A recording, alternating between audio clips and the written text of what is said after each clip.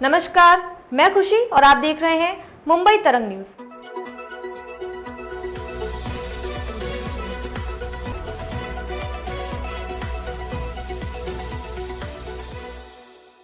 महाराष्ट्र के उप मुख्यमंत्री व बीजेपी नेता देवेंद्र फडणवीस ने स्वीकार किया कि लोकसभा चुनाव में बीजेपी के हार का मुख्य कारण अजित पवार की एनसीपी का वोट ट्रांसफर नहीं होना है।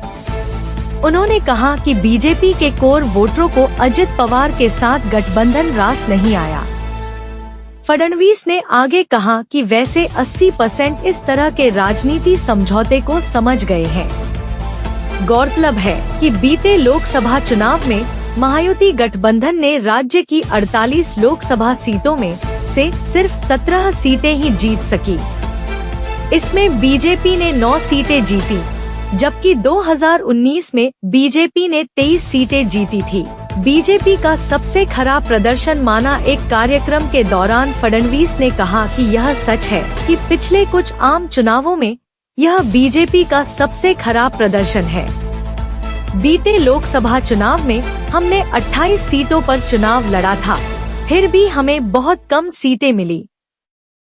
हालांकि हम 12 सीटें 3% से भी कम वोटों से हारे, जो 3000 से 6000 वोटों का अंतर है। यह याद रखना चाहिए कि हमें इस 2024 के लोकसभा चुनाव में सबसे ज्यादा वोट मिले।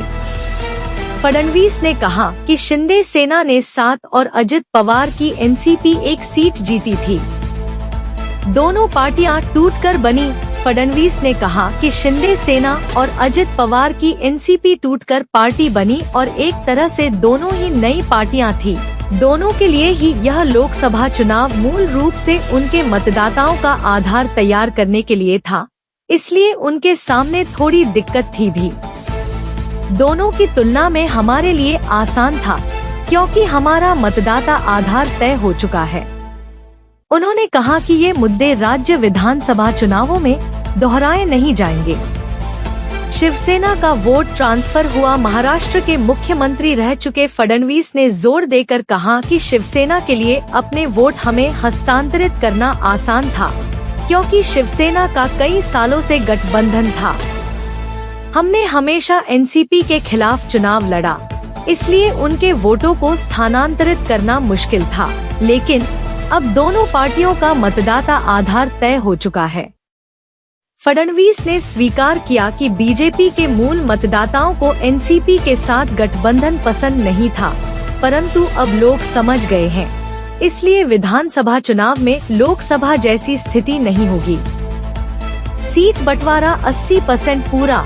आगामी विधानसभा चुनाव में सीट बंटवारे पर फडणवीस ने कहा कि करीब 80% सीटों पर चर्चा हो गई है, जल्द ही बाकी 20% भी पूरा कर लेंगे। सीट बंटवारे के फॉर्मूले पर फडणवीस ने कहा कि जो जहां से जीत सकता है उसे वहां की सीटें दी जाएंगी। उन्होंने कहा कि हमारी महायुति में सीट बंटवारे को लेकर कोई विवाद नहीं है। खबरों में अब तक के लिए बस इतना ही। फिर होगी आपसे मुलाकात ऐसे ही एक और लेटेस्ट अपडेट के साथ। तब तक के लिए नमस्कार और बने रहिए मुंबई तरंग न्यूज पर। ऐसे ही ताज़ा अपडेट के लिए हमारे YouTube चैनल मुंबई तरंग न्यूज को सब्सक्राइब करें और तुरंत नोटिफिकेशन पाने के लिए बेल आइकन प्रेस करना ना भूलें।